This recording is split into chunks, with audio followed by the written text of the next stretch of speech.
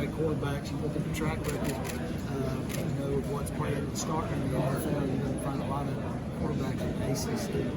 How much has your coaching changed just in the last couple of years that you've played for Mississippi? Well, I mean, since I've been, my position personally has changed a lot. Because at 16, I was an analyst, and then moved up to safeties. But as far as coaching the safeties, we're playing with a lot more safeties on the back end. We're having to prepare more, for the passing game. So you've seen us evolve in 3 safeties back there at one time. In the last couple of national championship games, we've had 5 safeties on the field at one time. So we've had to, as far as my coaching goes, it stays the same, but I do have to move guys down into the box some. And they have to, at safety, you got to be able to play both man coverage and zone. You got to be able to type. You just got to be able to do a lot of things. You got to blitz. Our defenses become more and more involved. So, how rewarding is it to see a guy like Conn comes in and doesn't have necessarily the playing or the accolades that a lot of your typical Clemson players have? I love it because I think there's a lot of players out there like Nolan that just looking for an opportunity, to prove themselves. And Nolan's an incredible athlete. And if you go back and you look at his high school film, he was an unbelievable high school player that just got overlooked for whatever reason. So to see a guy like that come in, take advantage of his opportunity, make an All-American team, do the things he's been able to do, it's amazing. I mean, because when he gets here, we're like, okay, he's going to redshirt, he's going to do this, and then now all of a sudden you lose him for the first half of the playoff game. You're like, oh no, we're in trouble. That hurts us. Mickey, your last 3 commits, if you can speak to anybody specifically, are all from IMG. That makes 7, I think, over the last 5 or 6 years. What is it about that place that's different? Do you guys seem to be really establishing a pipeline? And is it, I know it's kind of more sports related, I guess, a little bit there. Can you kind of talk to me the differences between IMG and just a regular big time high school football program? Well, I think that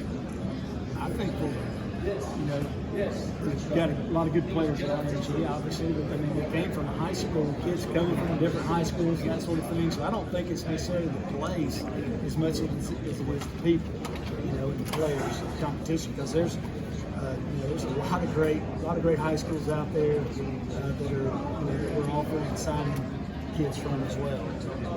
That makes 7 defensive guys if these guys do end up signing on.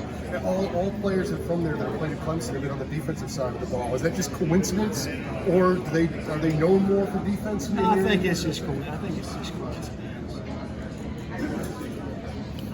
Is there anyone who really stuck out during spring ball? Maybe a newcomer that didn't see the field much last year, but that really stuck out to you during spring ball? Andrew McCuba had a really good spring. I was really impressed with him. He came in as a mid-year and was actually climbing his way up the depth chart until he broke his arm. He definitely jumped off the page. Will he be ready for fall camp? He will be. Okay. What about Thornton? Yeah, Ray had a good spring, and he just keeps getting better and better and better. He's a guy that came in, needed the red shirt, and he's an incredible athlete, and he's really learning the position more and more. So excited about Ray. You saw yesterday that Nolan got nominated for the award yesterday. He's one of the guys in the list for that award at the end of the year. Talk about his development from start to finish, the project he was when he got here. Unrecruited, 2-star guy, under Dabo's wing, you get a hold of him, and all of a sudden you guys have got a guy that's probably going to find his way into the league.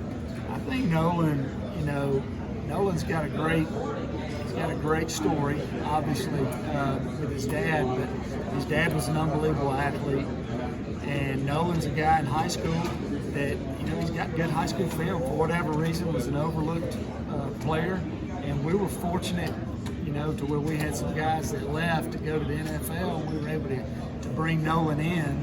And Nolan was good when he got here. He was a really good player, but has worked and learned the defense and his footwork.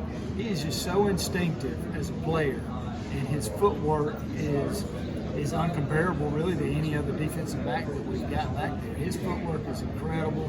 Just the way he keeps his feet underneath him, And the way he can not only play the run, but he can play the pass. He's especially good in zone. We saw that against Ohio State a couple of years ago when he intercepted that pass to seal the deal. He's just got great vision, great instincts, covers a lot of ground. He's faster than you think. He's quicker than most people think. But man, he's just really bought in. And you're going to see him. He's in the film room studying, and now that he really understands the defense, that's why you see him doing so many good things. Outside of the linebacker, that is the quarterback, the deep backside of that defense. That's question. And you take Tanner Muse 2 years ago. Tanner, me and you talked about it. Tanner was an outside linebacker playing safety. This is a safety playing safety. That's right. And you can see that because what you talked about just now is positioning. That's the whole thing about that guy. He's got to be in the right spot. He's got to know where to set his feet down, and that determines where they're going to call that next play. That's right. I mean, it's all on him. Talk about how it is to teach those guys that discipline it takes to go, okay, I got to stay put.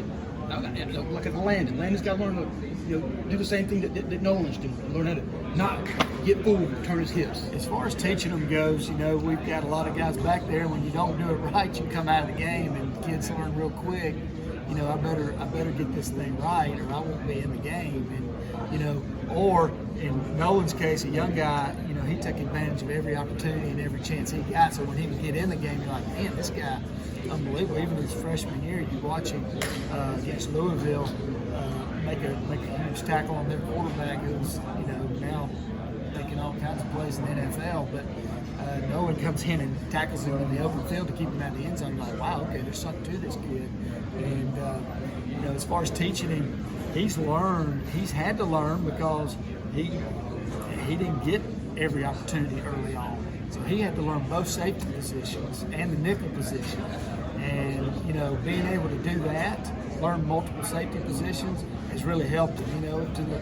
To the regular fans' eye, you think that the safety position's the same, but they're both very different. They both have very different responsibilities within our defense. All three of them. You talk about the nickel, you talk about free safety, you talk about the strong safety, and now you talk about the dime. And it's a lot to learn. And Nolan has just, he's embraced that and learned it. And with his footwork and his instincts and his mind, he's going to have a big year. I'm really excited for him. Last year, Coach Sweeney said that Nolan has a chance when he leaves to be the best safety that he's had while he's here. What do you say to that? Well, I agree. He can definitely be the best safety since I've been here, and he can do a lot of things. Now that's not to take anything away from the ones that I've had, because they've done pretty good too. I mean, you've got Kayvon Wallace sitting there. You got Isaiah Simmons, Curse. Yeah. So I didn't coach Curse, but Tanner Muse. You got some good ones that have moved on. But Nolan, he's been here longer than all those guys too, and he's taken full advantage of this opportunity. You talked about the nickel and the dime. How does that come between you guys and the safeties in the cornerback rooms in coaching that position? Because you guys have to overlap. Mm-hmm. You got guys that are cornerbacks playing that. You got guys that are playing safety playing that nickel role. So we meet a lot of times. We just meet together. So our back seven, we meet together. There's just so many parts to the defense that we do as a back seven that we have to meet together. So Coach Venables, myself, Coach Reed, we're in that room together just going over things. And then when we get out on the field, if there's specific drills that I need to do with the nickels and the safeties, then I'll take the nickels and the safeties and work those. And then, vice versa, if somebody's got to go out and play some linebacker or corner, because the safety position kind of has to do a little bit of all of it. We have to give them the drill work to be prepared to do that. So we get together before practice, obviously, and plan that out so they can get the individual work that they need to hone in on that skill. Coach, what is it about BT that his personality that makes him good for his job? BT Potter, I think he's just very confident. He's very confident. He doesn't parade around and try to gain attention for himself. He's very confident. He's a quiet kid, but just very confident in what he does. never lost that. I mean, he's had some setbacks, but he never lost that. I don't think so. You know, I'm sure internally he probably battled it, but I mean he wasn't in here whining about it or anything like that. He just goes to work and you know to improve and get better, and that's what he's been able to do. Seems like he's so reliable now that he's almost the unsung part of the machine, right? He's not really noticed. Just a good thing. Yeah. When you're making field goals and kicking the ball out of the end zone, that's people don't talk about you as much. How about the returners? Who's stepping out? Who looks good as You know, that's up in the air right now. We've got some, Micah Dukes is a guy that we'll look at back there as long as Lynn J. Dixon. Will Shipley's a guy that came in and he's learning how to catch punts and return kicks as well. Joseph Ngata back there. It's really up in the air. I couldn't tell you a starter. This summer camp is going to be big to find that return guy. But we've got a lot of guys to choose from. We just got to find the right ones. Nick, Landon, and